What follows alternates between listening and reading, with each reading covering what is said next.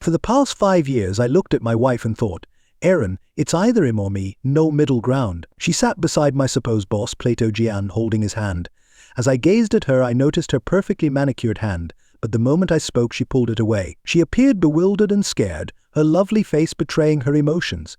She shook her head in disbelief, and her blonde hair shimmered under the lamp. Everything will return to normal on Monday, she said. Why not enjoy some time with Elle until then? Elle, of course, is Logan, though her actual name is Ellen Johnson. She's sitting beside me, and for the past few hours she's been trying to seduce me. She's stunning with long dark hair and one of the most attractive bodies around, particularly if you're into curves. There's talk that she's top-notch, and this is all part of Plato's joke.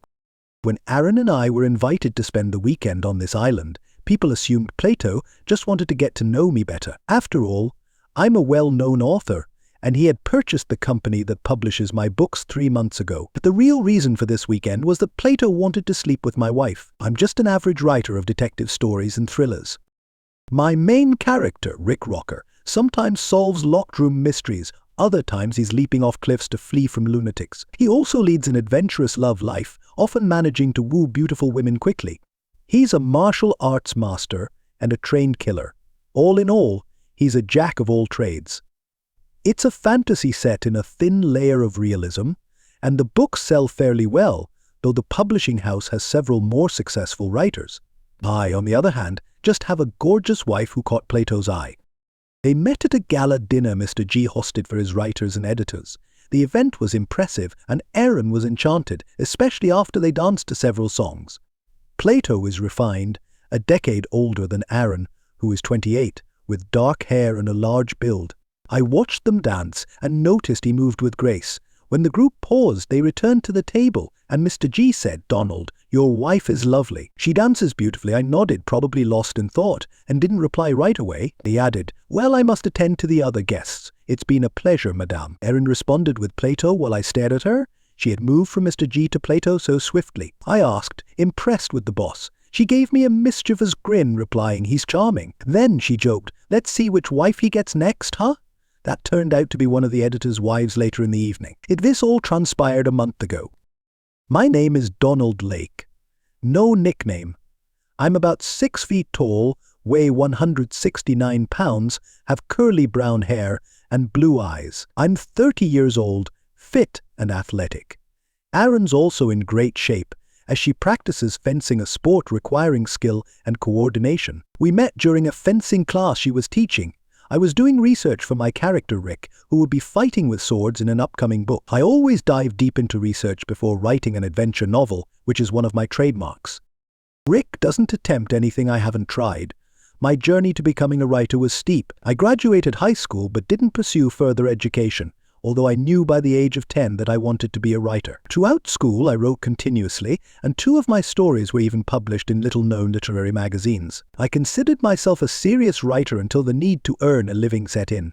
After finishing school, I worked as a car mechanic, a job I enjoyed, but it didn't pay well. Eventually, I turned to thrillers, and by some miracle, one sold, then another and another, and my current publisher signed me after I sent them my first Rick Rocker book. At the time, I was writing a new novel, and my publisher assigned me an editor, Sally Baker. We got along immediately. She's a lovely person, but happily married with young children. I finished the book with her input, especially her tips on a sword fight scene. We even went on several dates, which soon led to more intimate encounters. Our time together was wonderful. We were both thrilled by it. Sally wasn't wealthy, but she managed to open a music store with loans from a family trust. Half the store was dedicated to instruments, while the other half sold recordings and sheet music. Fencing, for her, was just a hobby. When we married, she was 23, and I thought I couldn't be happier. We had plans for children and wanted to start a family immediately. Then my publishing house was sold to Mr. G, as Aaron calls him. One day, Aaron came home excited, saying, "Donnie, next weekend, Plato's invited us to his island." I stared at her, confused. "You mean Mr. G? Why didn't he tell me himself?" She explained that she ran into him last week, and they had lunch. She gave him a tour of her store, and later, he called with the invitation.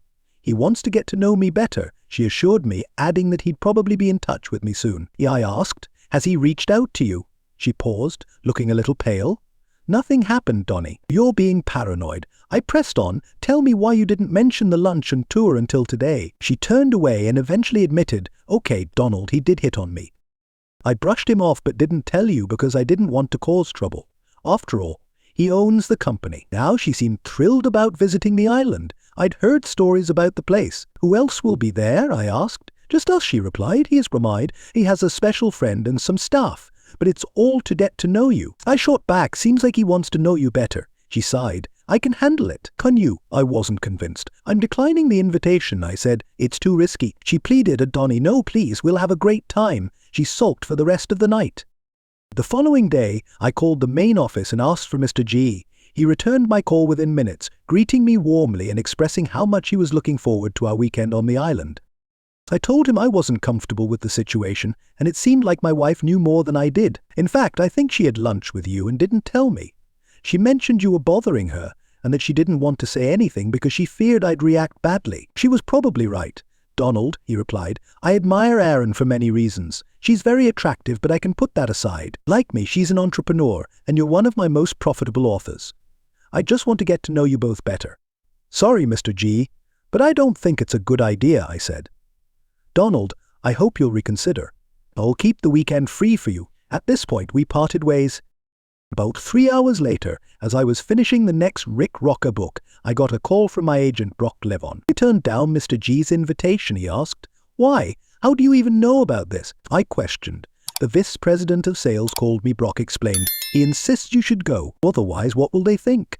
Don't hurt the promotion of the new book. It'll cost both of us since we share the interest. Did he threaten me? I asked. Not directly, but it was implied. He plays hardball, Brock warned. I told him I'd think about it.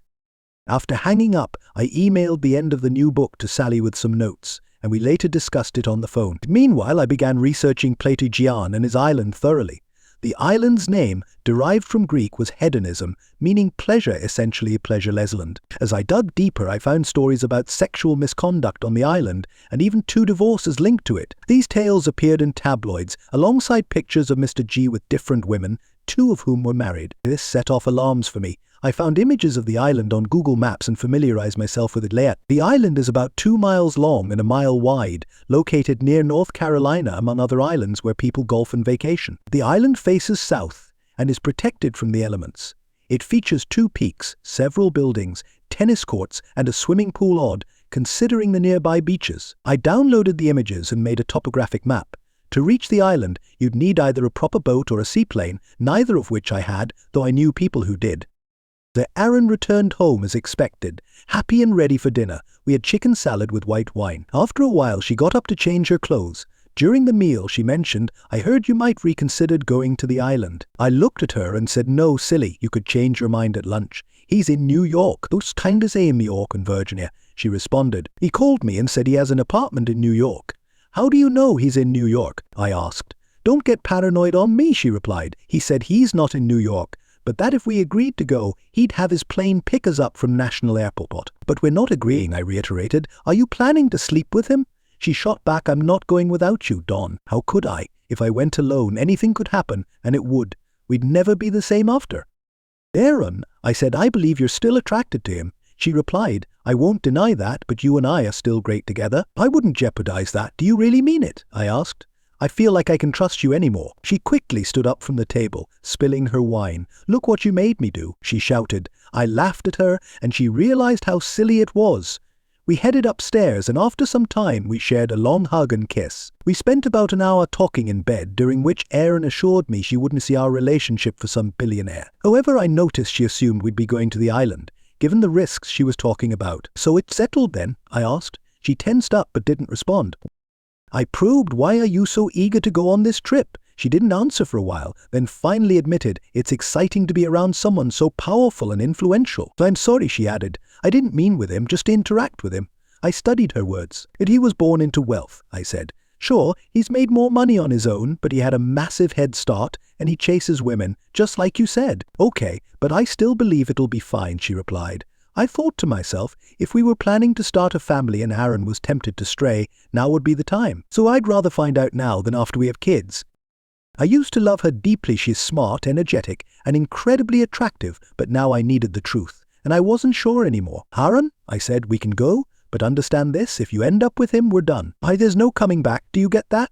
I'm glad we're talking about this, she responded. I decided that would be my final warning. Either she was worthy of being my wife or she wasn't. But I chose to accept the invitation, but I made backup plans with a friend and checked the island's cellular reception. It was weak, so I bought a satellite phone just in case. The small plane picked us up from National Airport and landed at a tiny airstrip. A man named Simon, who was taller and more muscular than me, met us and took us to the pier. There we boarded a boat with a nice cabin and a strong engine, driven by another man named Charlie. After a 40-minute ride, we docked at the island. Aaron and I spent some time gazing at the ocean and surrounding islands. Simon gave us a rundown of what the island offered, mentioning activities and places to visit. He seemed like a decent guy. He had a bright smile and a contagious laugh as we neared the pier on the island's northern side. Aaron, Simon remarked, "You don't seem too pleased about this trip. I'm Dawn." I introduced myself, and I have some concerns. "Gee, how long have you worked on the island?" I asked. 6 years, sir," Simon replied. "Then you must know why I have doubts. If you're that concerned, why did you come?" Simon questioned. "You should see how things play out. Plus, his bodyguard is here to ensure everything runs smoothly. I'm sure he can handle himself, but I'm there just in case something goes wrong. So far I've rarely been needed, but next time I'll be ready." "You're not armed?" I asked. "No, but I carry a knife," he answered. "Knives are everywhere. Are there any guns on the island?" "No firearms allowed here," Simon confirmed. I assumed that was in the memo. "Yes, but I'm not one to put too much trust in that. I'm not exactly a trusting person these days, so I assure you there are no guns. And you won't need one, no matter what happens." The boat docked at the pier, with Simon and a young man securing it. Simon helped Aaron off the boat, and I jumped out after her. I could tell Simon was a bit uneasy, so I followed Aaron as we headed towards the large house he had pointed out. When we arrived, Mr. G was waiting for us, dressed casually in swim trunks and a sleeveless shirt. Standing with him was Elle, whom I later realized was the most gorgeous woman I'd ever seen. That's when I learned her true identity, Helen Johnson from John Street. She was known as Elle, Mr. G's official mistress, though she had been involved with a few other influential men. Now it seemed she had some kind of exclusive deal with Mr. G. But Mr. G shook my hand, then hugged Elle, who in turn hugged Aaron and me. She smelled incredible, and her lips brushed my ear as she embraced me. We were then led to a spacious room and offered drinks. It was only 10 a.m. and we had only had a light snack on the plane, but a small buffet was set up for us. I had given up alcohol, so I opted for sparkling water, while Aaron chose wine. We nibbled at the buffet while Mr. G inquired about my new book. "I've sent it in," I told him. "I think it's on time. Sally always keeps you on schedule, Donald." "Sometimes even ahead of it," Mr. G smiled. Elle chimed in. "What are you two talking about?" "I've read all your books. They're thrillers full of rock climbing, flying small planes, and a romantic subplot," she exclaimed. "So I can't wait. Maybe I'll get to read it early," she added. "We'll see," Mr. G responded before turning to Aaron asking, "How's the music business, my dear?" "Everything's good," Aaron replied. "Perhaps I should have said crescendo," she joked, prompting some laughter. Mr. G then mentioned that Marjorie's new book was doing well. "She writes serious fiction, but it's selling surprisingly well," he said. "She's climbing the sales ranks, but she's still far behind you and Morgan." Morgan, known as B. Starling, was the top romance writer. "Morgan's a bestseller machine," I remarked sarcastically. "I saw your contract last week," Mr. G continued. "It's working in my favor. You owe us another book." "Yes, that's true. I'm thinking about something for Christmas, which is 9 months away, but I've already started," I said. "Are you switching genres?" Elle asked. "Sometimes thrillers need a break," I replied. "Next, I'm working on a mystery set in an English village, based on research from our trip there last summer." Elle noted that Plato had praised my sales, mentioning how each book sold better than the last. Aaron added, "It's building a loyal audience for our future." "My music store is doing well," Aaron said, "but it's just normal profits." "Do you come from family money?" Elle inquired. "Yes," Aaron admitted, "but I haven't touched it since the store started turning a profit." At this point, Mr. G sprang up. "If you finished eating, let's go for a swim," he said, running out the door. Elle offered to show us where we could change if we had brought swim socks. The three of us followed her to a spacious double room, and she closed the door behind us. We changed into our swimwear, me in my usual trunks, and Aaron in a revealing pink bikini. "That's a bit much," I commented. "Who are you trying to impress?" "I just want to look good," she replied. "Elle is stunning," I remarked. "No more so than you, dear," she shot back, though she didn't appreciate my tone. Still, she didn't say anything else. When we returned, Elle had changed into a striking electric blue bikini that was just as revealing as Aaron's. I was mesmerized as we made our way to the southern beach along a wooden path. Mr. G was already swimming beyond the break. "I don't want to swim out that far," Annan said, and I agreed. Il shuddered at the thought as well. I dove into the water and swam out to join Mr. G, who was cutting through the waves with an impressive crawl. For a man of his build, he was a decent swimmer, but I was more at ease in the water and easily kept pace, occasionally switching strokes. I swam until he grew tired, then followed him back to the shore. A large wave knocked him over as we approached the beach. I rushed over and helped him up as he spit out seawater and sand. I could tell his legs were shaky from the swim, and then he quickly pulled away from my assistance, regaining his composure. "I'm fine, that wave just caught me off guard," he muttered. We joined the women lounging in the sun, and I asked who wanted to swim. Elle jumped up immediately, raising her hand, which caused her top to slip slightly. I followed her as she dashed to the surf, glancing back at Aaron, who shook her head, staying behind. I ran after Elle, admiring the view from behind. She dove into the waves like an Olympian, far outpacing Mr. G, so I was impressed by her swimming skills and followed her lead, swimming alongside her. After a while she shouted, "Let's turn back," so I did, curious about the way she moved in the water. I let her pull ahead by a few meters, watching from the side as she turned over and floated on her back, her chest rising and falling with the waves. She was an extraordinary swimmer. Backstroke was my specialty, so I joined her, and we swam together for a while before she said she'd had enough and headed back to the shore. I paused for a moment, watching her from behind as I came out of the water, but neither Aaron nor Mr. G were anywhere in sight. However, Elle was staring directly at my snug swimming trunks. "What are you, Superman?" she teased. I chuckled. "There's only one way to find out." She took a step toward me, then stopped. "We can't. Not this year, no matter how much I want to," she said, then turned and ran. On land, she wasn't nearly as quick as in the water, so I easily caught up with her. So we made our way to the veranda, but there was still no sign of Aaron or Mr. G. I wondered if something had already happened. Elle asked, "So do you really do all the things you write about?" "Well," I said, "I can't leap between buildings, but I do try to make Rick's stunts believable." She looked at me for a moment and said, "I see." That made my arousal disappear quickly. She left for a moment but returned shortly after, still carrying an air of confidence. I told her, "Elle, I'm married to an incredible woman, and I'd like to keep it that way, and I'm asking you as a favor not to push this." Elle laughed. "A tired writer," she teased. I said, "Let's go see what those two are up to. Does it matter to you?" "Yes," she replied. "I want you to know I won't be sleeping with you this weekend, no matter what happens. If they cross that line, I leave. I'll probably regret it, but I'll still go through with it." I smiled. I'm not so easy to get rid of. She went inside and I followed her after a few minutes. I went up to our room and heard the shower running. Soon after it stopped, and Erin opened the door, wrapped in a towel, gasping when she saw me. "Has Elle already got to you?" she asked. "I'm not going with Elle," I assured her. "I hope you won't go with Mr. G either." And he talked about this, and nothing has changed. "What were you two doing while we were swimming?" I inquired. He showed me the pool, the tennis courts, and the gym downstairs. There was no sex, she insisted. I didn't believe it, though it would have been too risky. They didn't know how long Elle and I'd be gone, and I'm certain they watched us while we were swimming. "But no, he was a gentleman," she added. "Sooner or later, though, he'll come after you, and you know it," I said. "Yes, and she'll come after you," she replied, smirking. "He has as much chance of getting me as she does of getting you," I told her. "This isn't very comforting," Aaron responded, "but I won't, and you better not either." Nothing changes. "Drinks and snacks are at 5, she said. "We've got time for a little romance." She dropped her towel, and I have to admit, I was still on edge because of Elle, so I got really into it with Aaron. When we finished, we realized the windows were open. Shrugged. "Doesn't matter. We're married after all." I glanced outside and saw Ella sitting on a sunlit balcony about 6 meters away, looking up at us. She smiled, waved, and then reached for her shorts. I quickly moved away from the window. Aaron noticed that I was aroused again, stared at me, then looked out a window, standing frozen for a moment. "My God, Donnie," she said, "forget about yourself. She can have me, I'll give you up." "I won't give you up," I responded. Aaron laughed at me. "You'll have to beg her to let you go, or you don't stand a chance." "I've already tried that." "It doesn't seem to work," I admitted. "I guess Plato gave her a mission to seduce me so he could have you," I continued. "It's a strange game, but it keeps you interested." "Aaron, I promise I won't let it happen, even though you've helped me a lot," I said. She looked at me and noticed I was still hard. "We could have sex every 2 hours if you like. It might help," she suggested.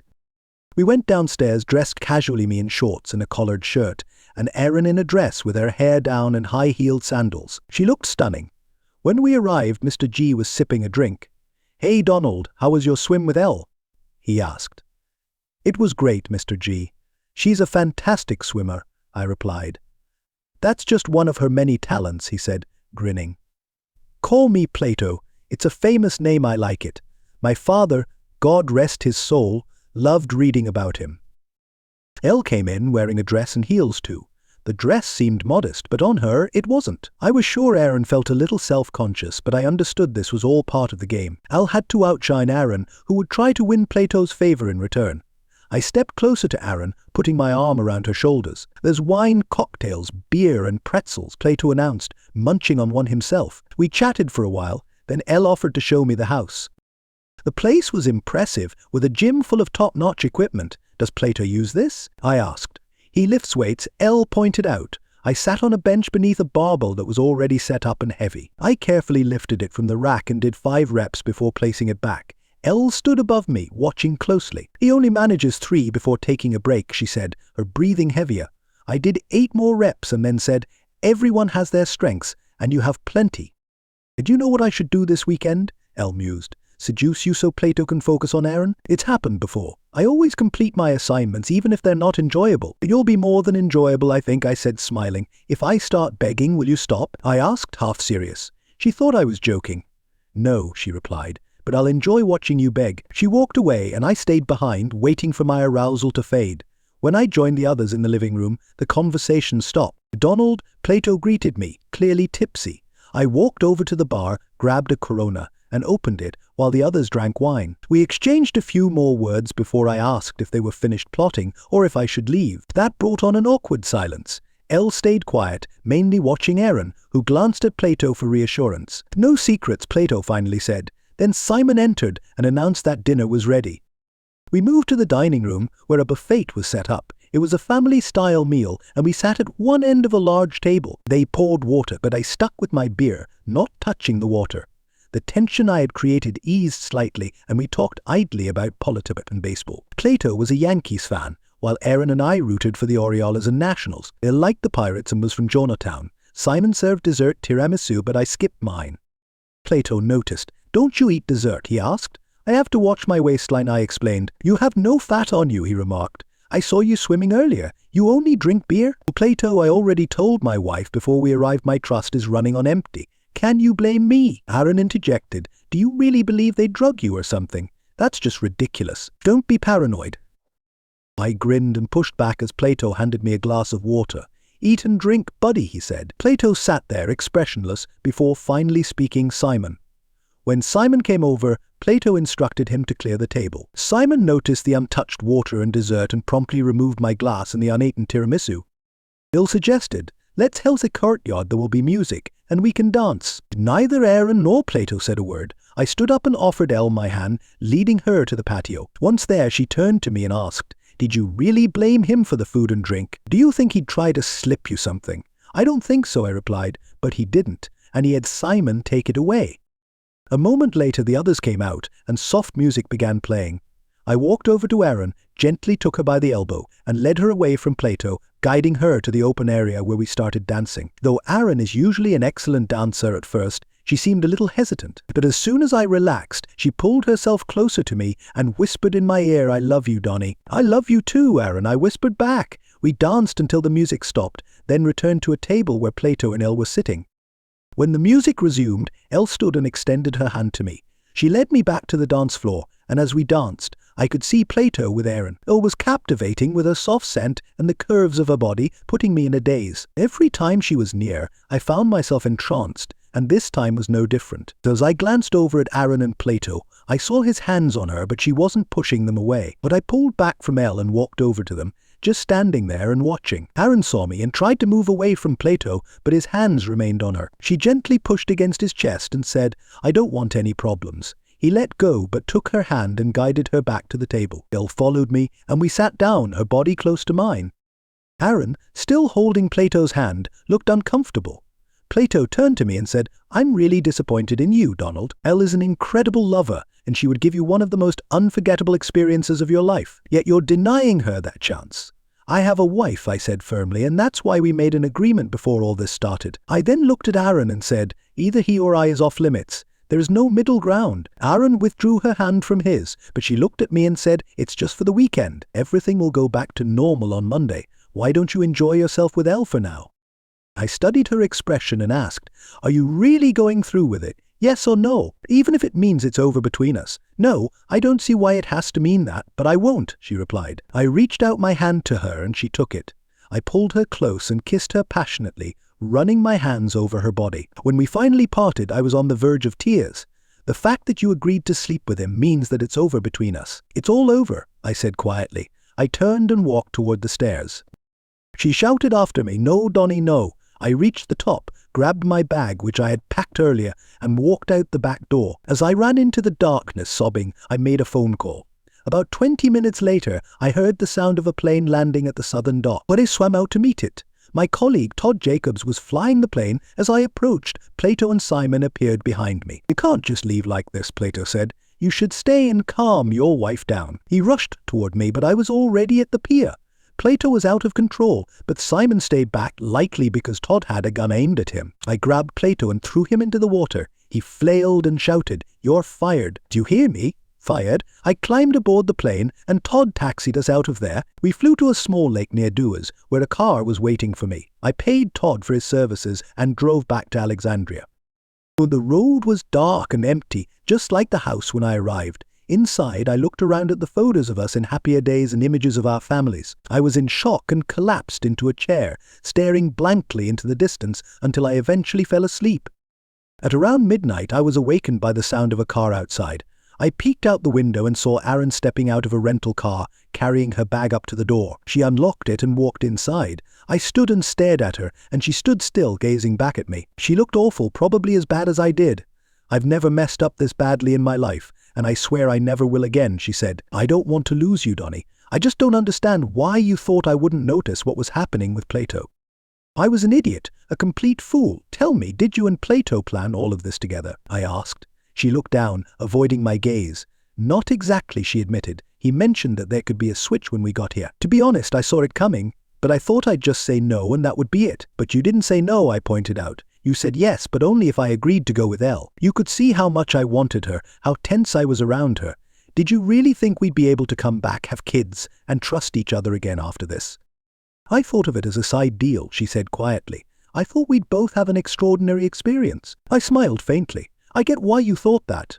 I imagined my time with Elle would be incredible, but I never considered that Plato would be better than me." She hesitated, then said, "Thrilled me. He's older, stronger, and knew how to get to me. But I never thought he was better than you, just different." "So Aaron, how can I trust that this won't happen again? There are plenty of men like Plato out there, and he's still around," I said. "I didn't mean to betray you, Donnie. I thought you'd agree. And when you refused her, I realized I'd never go along with it," she replied. "But you turned her down after all?" "Yeah, but I don't know," I said. "You're not the same person I married. You weren't someone who could be tempted by another man. Can we just see what happens next?" she pleaded. "We always had an incredible sex life and we both miss it. We could get back to that, even if you don't fully trust me yet." She stood up and took off all her clothes. I thought about looking away, but I didn't. She led me upstairs, and as always, we were perfectly in sync in bed. We've always been sexually compatible, and I think we always will be. Afterward, I let her stay. Fast forward 10 years, I was picking up the kids from the school bus. There were 3 of them now: Jessica, who's 8, Robert, 6, and little Helen, who's 3. I was a stay-at-home dad, a stay-at-home writer, actually with a wonderful nanny helping out, giving me the chance to write. It took over a year before I trusted Erin enough to let her stop taking birth control, but when she did, our sex life soared. The thought of getting her pregnant thrilled us both. I ended my contract with Sally, my old publisher, and moved on. The first book one wrote was about adventures on an island, and the story wasn't far from the truth. I had to hang from planes and swim before boarding one, after I'd beaten up Simon and his thugs. In the book, the character's wife was drugged so she'd fall for the villain, but the villain ended up tossed into the sea. That novel sold like crazy, and I even secured a movie deal, which also included adaptations of my 3 earlier books. In this new book, Plato played the role of Socrates, but he couldn't complain about any half-truths. If he did, the full story would come out. And I now owned 2 stores that made a decent income, and I was doing quite well financially. Before I fully reconciled with Erin, we signed a postnuptial agreement. It was binding for both of us, with no room for infidelity. Now that the school year had started, I was driving the 2 older kids home when a red sports car pulled up to our driveway. A stunning pair of legs stepped out, followed by the rest of the most beautiful woman in the world. Helen, The kid's aunt smiled and waved as the children ran up to her, shouting Aunt Helen. Aunt Helen. She embraced them warmly and they greeted her at the door.